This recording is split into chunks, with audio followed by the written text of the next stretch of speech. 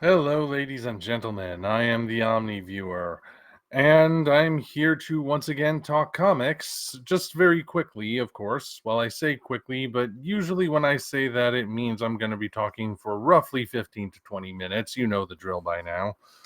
But anyway, the sequel to Justice League versus Godzilla versus Kong debuted its first issue this week, the appropriately titled Justice League versus Godzilla versus Kong 2. I mean, what else were you going to call it? And I thought I'd share my thoughts on how this first issue goes, because I did issue by issue with the last one. Now, to summarize my thoughts on the first crossover, it certainly delivered on the premise. I mean, you want to see the classic superheroes with the classic giant monsters. It delivers that, no doubt. But in terms of how it actually played out, the basic summary I got to at the end was I liked the idea more than I liked the execution. It has plenty of good moments, don't get me wrong, but it doesn't necessarily work as a whole. There are various issues with pacing and which characters do what and everything. You can watch the other videos for the details if you want. But overall, I thought that while, again, it does deliver exactly what it promises, it could have delivered it just a little bit better. I mean, these are the DC superheroes with Godzilla and King Kong. You know, that demands a certain degree of epicness to it. But overall, I didn't hate it. I wasn't as impressed with it as I hoped I would be, but it was still, I wouldn't say it was bad, it was just okay. So, how is the second one getting off to? Well, for starters, as usual, I got as many variant covers as as I could find in the store. Of course, this one is promising that King Ghidorah, Rodan, and Mothra are going to show up eventually, and we've seen some images that confirm they will be. But more on that in a little bit. I will say none of them are in this first issue, but they are going to show up. We've seen the trailers for this comic. We know they're going to be there. So, first and foremost, I will say that this, compared to the first crossover, the second crossover starts off by hitting the ground running. In the original crossover, the first issue was set up. Like, it's not like nothing happens in it. There is stuff that happens, but it's not actually about the main event. It's all about explaining how the universes come together and who the major players are going to be. And it ends with Superman flying off to face Godzilla, but it doesn't actually happen. The actual action starts in issue 2. So you can kind of argue that you need the setup in order to explain how these two universes come together, but at the same time, Godzilla versus Mighty Morphin Power Rangers was also a multiverse story that not only explained how the two universes connect with each other, but still managed to fit in a fight between Godzilla and the Dragon Zord. That was pretty darn satisfying to boot. So I don't necessarily think the first crossover has much of an excuse to have an issue that was all set up and then not much else. But the second crossover, we already know the connection if you've read the first one. Different universes, there's a way to get between them because, the DC universe has that kind of technology and everything. Task Force X has been assembled by Amanda Waller to basically go to the monsterverse universe and make sure this sort of thing doesn't happen again. How exactly? We don't know the full plan just yet. But in this issue, they get over there, the Justice League follows them, landing on Skull Island.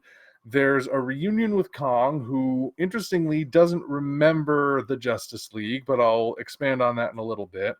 King Shark gets titanized and has a battle with Godzilla that's quick, but actually pretty well done. And then we end on a shocking event, which I won't spoil. But overall, way more happens in this issue than the first crossover's first issue. So I will definitely give the comic props for that. It doesn't wait around, it doesn't spend the whole time just setting things up. It gets to the point. That is one advantage that it has over the first one. I can also say that the art didn't downgrade. I mean, the art's pretty darn good, if you ask me. It's the same guy, I believe.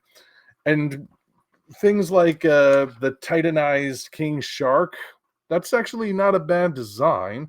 It maintains the shark aspects, but still has a new appearance to it that pretty much fits in. But at the same time, we have to acknowledge that it is only the first chapter. So we're not going to get the entire story. It's only the beginning. Still, as beginnings go, it does way more than the beginning of the first crossover, and I cannot fault it for that.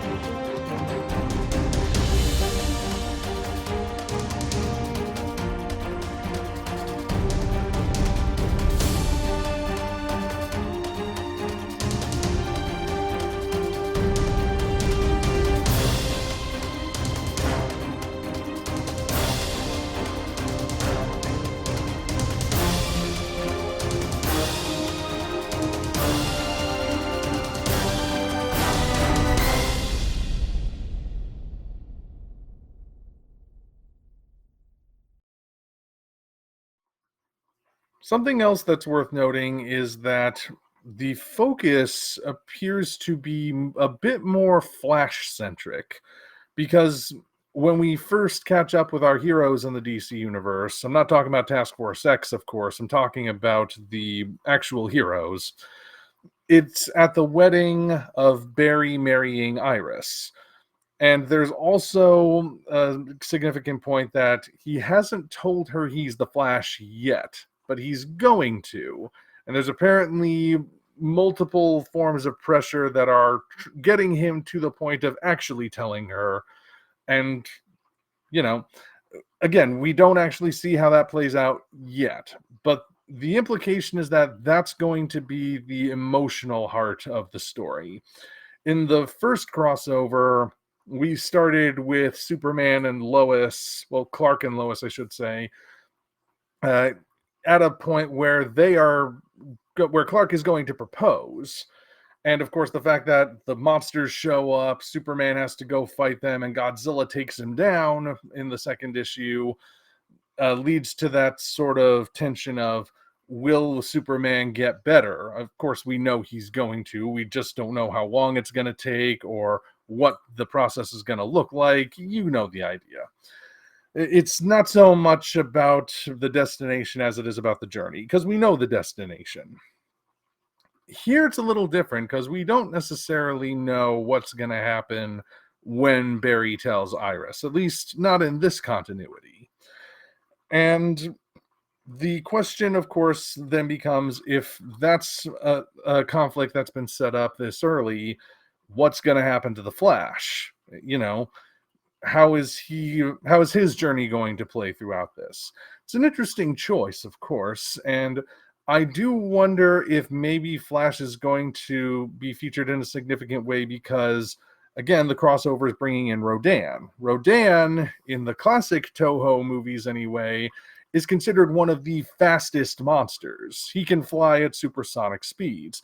There would eventually come other monsters that could officially outpace him, but they've never actually revoked his status as the fastest monster. And even in the monsterverse, his flight and the devastation it causes is still considered a pretty significant deal. And he's still implied to be really, really fast because, I mean, of all the Titans that Ghidorah summons to assist him in the battle for Boston, Rodan gets there first.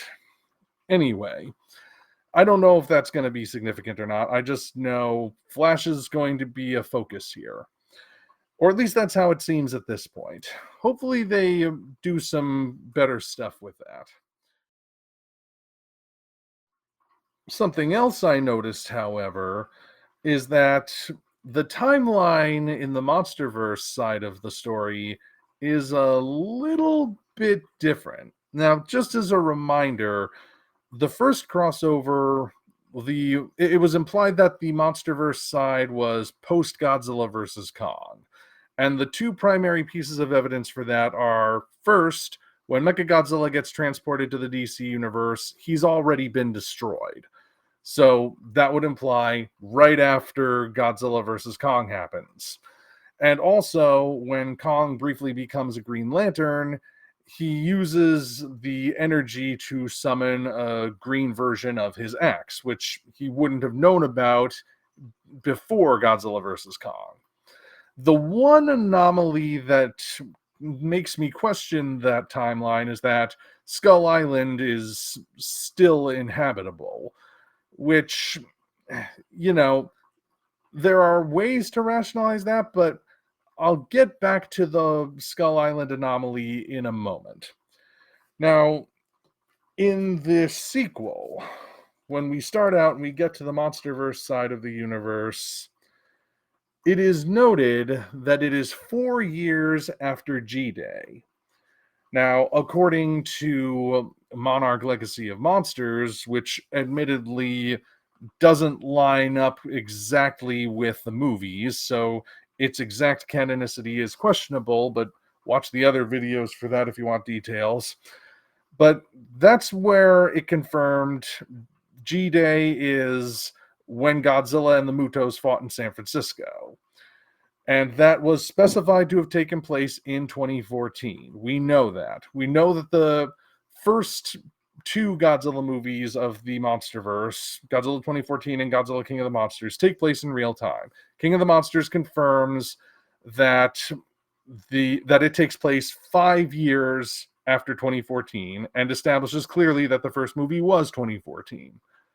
But you'll note I said 5 years after. This comic says 4. That's interesting. Because that would put it before King of the Monsters. And yes, that would explain why King Ghidorah is still alive. And of course, the presence of Mothra and Rodan and everything. Rodan hasn't exactly shown up in a little bit. And Mothra died in King of the Monsters and didn't come back until the New Empire. But if it's taking place before that remains an anomaly. And of course, that also explains why Kong doesn't remember the Justice League when they get there. Because but in this timeline, he hasn't met them yet. Now, even setting aside the fact that I have no idea how it's possible that they could have gone to the Monsterverse but also traveled back in time, we're still left with the anomaly that this series is now taking place 1 year before one of the biggest events in the Monsterverse. So there are two possible explanations there. The first possibility is that it was just a mistake, some sort of miscommunication. The writer wrote down 4 when he meant 5, and nobody caught it in time. Or it's possible that the Monsterverse we're seeing in these comics is not actually the Monsterverse, as in the one from the movies, or even the one from the comics or the TV shows or anything. It might be a separate Monsterverse. So the Monsterverse may now have its own multiverse thing going on. I don't know. Although speaking of multiverse, I also noticed that the book specifies the DC universe here is Earth Prime. And I find that curious because I don't know if this was changed with Rebirth or the New 52 or something, but last time I checked, Earth Prime was supposed to be real world Earth, which is where Superboy Prime comes from, and it was also supposed to have been destroyed, I think. So, why is this Earth Prime? Maybe that detail isn't significant. It could just be that they called it that to separate it from the monsterverse. I don't know. I just find it interesting that that's what they went with. Anyway, having said all that, I think this second crossover is off to a stronger start than the first crossover. And it's certainly going to be more densely packed, especially with those returning members of the Big Five coming along. I hope they deliver, certainly. But we will see. At this point, I think the team behind this comic has listened to the feedback regarding the first one, and hopefully they've listened in a way that will lead to improvements. We've already seen one improvement in that this book is not just 100% setup, but how will it go from there? I guess we'll find out in the months to come. Until such time as we meet again, this is the Omni Viewer signing off.